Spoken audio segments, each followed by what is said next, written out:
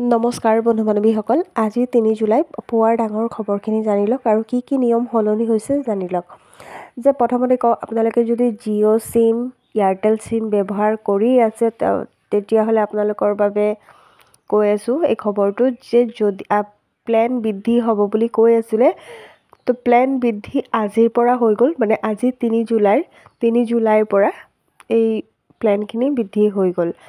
আপোনালোকে যিটো ধৰক এটা ৰিচাৰ্জত কি কৰিব লাগিব, 40 টকা 50 টকাকৈ বৃদ্ধি পাইছে। তো আপোনালোকে এইবাৰ ৰিচাৰ্জ কৰিলে ইমান 40 টকা 50 টকা বেছি দি পেলাই আপোনালোকৰ ৰিচাৰ্জ কৰিব লাগিব। আৰু যদি আপোনালোকৰ ৰেচন কাৰ্ড আছে, ৰেচন কাৰ্ড থাকিলে আপোনালোকে যদি KYC বহুতেই কমপ্লিট কৰা নাই, বহুতে বুজিয়ে পোৱা নাই KYC মানে কি, আপোনালোকে সোনকালে KYCটো কৰি লওক। মানে KYC লগত কি হ'ব, আধাৰ কাৰ্ডটো লিংক হ'ব, মানে আপোনালোকৰ ৰেচন কাৰ্ডৰ লগত, আৰু আঙুলি ছাপটো দিব লাগিব। তো সোনকালে আপোনালোকে KYCটো কমপ্লিট কৰি লওক, নহ'লে কিন্তু আপোনালোকে চাউল নাপাব। 7 জুলাই লাষ্ট ডেট। যদি নাম অন্তৰ্ভুক্তি কৰিব বিচাৰিছে তেতিয়াহ'লে আপোনালোকে নাম অন্তৰ্ভুক্তিও কৰিব পাৰিব সুলভ মূল্যৰ দোকানত গৈ। আকৌ আপোনালোকক কৈ আছোঁ, যদি আপোনালোকে সুলভ মূল্যৰ দোকানলৈ যায় তেতিয়াহ'লে আপোনালোকৰ যাৰ নামটো অন্তৰ্ভুক্তি কৰিব তেওঁৰ কিন্তু আধাৰ কাৰ্ডটো থাকিব লাগিব।